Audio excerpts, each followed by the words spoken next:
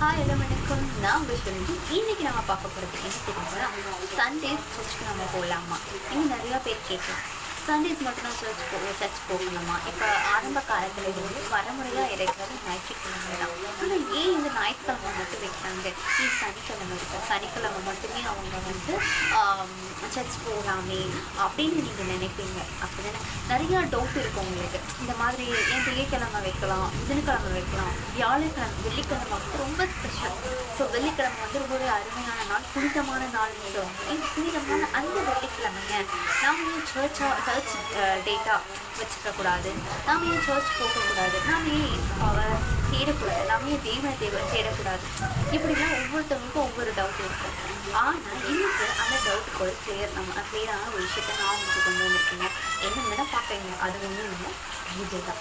அந்த வேர்ல்டில் வந்து நாம் ஏன் இந்த ஞாயிற்றுக்கிழமையான இந்த 7ஆம் நாளை மட்டுமே நாம் ஏன் ஒரு புனித நாளாகவும் அந்த நாளுக்கு மட்டும் ஏன் நம்ம சர்ச்சுக்கு நம்ம போகிறோம் அப்படின்னா, நம்மளுடைய ஆவியானவர் என்ன பண்ணுறாரு?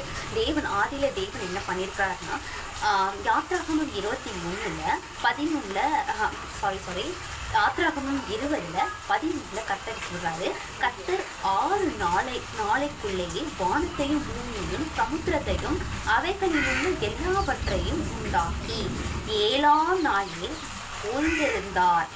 ஆகையால் கர்த்தர் ஓய்வு நாளை ஆசீர்வாதத்தில் அதை பரிசுத்தமாக்கினார்.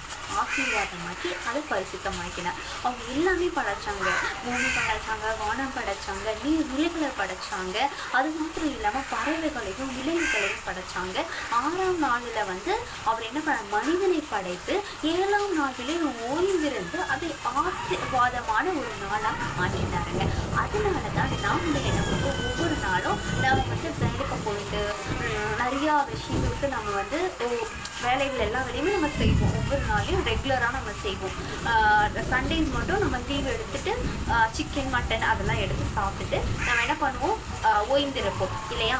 ஆனால் இந்த நாளை ஓய்வு நாளை என்ன பண்ணணுமானா ஆசீர்வாதமான நாளை உபசரிக்கணும் அப்படின்னு பைபிள் இருக்குது. அதனால தான் நாம் எல்லாருமே சர்ச்சுக்கு போகிறோம் ஃப்ரெண்ட்ஸ். ஸோ இதுக்கப்புறமாவும் உங்களுக்கு ஏதாவது டவுட் இருந்துச்சுன்னா என்கிட்ட கேட்கலாம். அது மாத்திரம் இல்லை, உங்களுக்கு ஏதாவது இந்த சண்டேஸை பொறுத்து சில கருத்துக்கள் இருந்துச்சுன்னா, பைபிளில் இருக்குது அந்த மாதிரி இருந்துச்சுன்னா என்கிட்ட பகிர்ந்துருக்கலாம் ஃப்ரெண்ட்ஸ். எதாக இருந்தாலும் மெசேஜ் போடுங்க, அவங்களோட பேசுகிறேன் ஃப்ரெண்ட்ஸ். பாய்.